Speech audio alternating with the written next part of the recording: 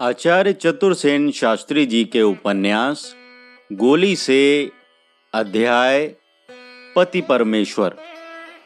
वाचनकर्ता अमित पांडे। भगवान ने मुझ अभागिन की अरदास सुन ली। वह प्रभात मेरे लिए मंगल प्रभात हो गया। मेरे बच्चे को होश आ गया था। उसने आंखें खोल दी थीं। उसका टेम्परेचर भी नीचे आ गया था। वह मेरी ओर देख देख कर मुस्कुरा रहा था। शायद वह मुझ अभागिनी मां को पहचान रहा था।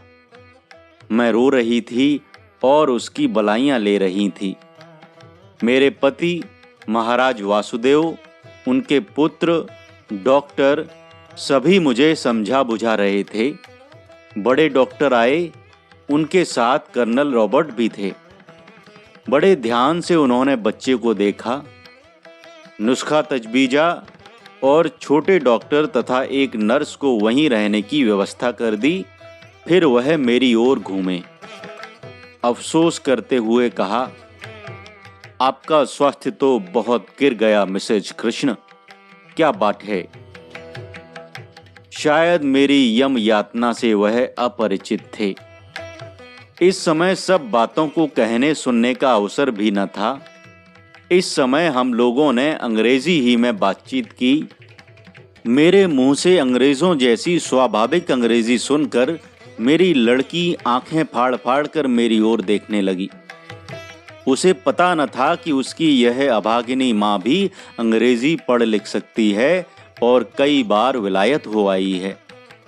शायद केसर और मेरे पति ने जानबूझकर महाराज से मेरे संबंध छिपाने को ये सब बातें उन्हें नहीं बताई थीं।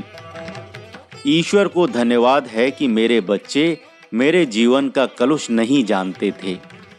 ये मेरे पति को ही अपना वास्तविक पिता समझते और कहते थे। स्कूल कॉलेजों में भी वही नाम उन्होंने लिखवाया था। यद्यपि अपने ही बच्चों से उन्हीं के जन्म के रहस्य को छिपाने से मेरी छाती फटी जा रही थी, पर वह भेद तो मुझे छिपाना ही था। सो लज्जा से अधमरी होने पर भी मैं प्रसन्न हुई। डॉक्टरों से निवृत्त होकर मैंने स्नान किया, घर के ठाकुर की पूजा आरती की और मैं आरती का थाल सजा सबके सामने सब लाज लगाम तज अपने पति के पास आई। उनके चरणों को मैंने धोया, अपने आंचल से उन्हें पोंछा, धूप दीप से पति परमेश्वर का पूजन किया, चरणोदक लिया और अपना मस्तक उनके चरणों में टिका दिया। यह सब निर्विघ्न नहीं हुआ। उन्होंने बहुत बाधा दी। भला बाधा क्यों न देते?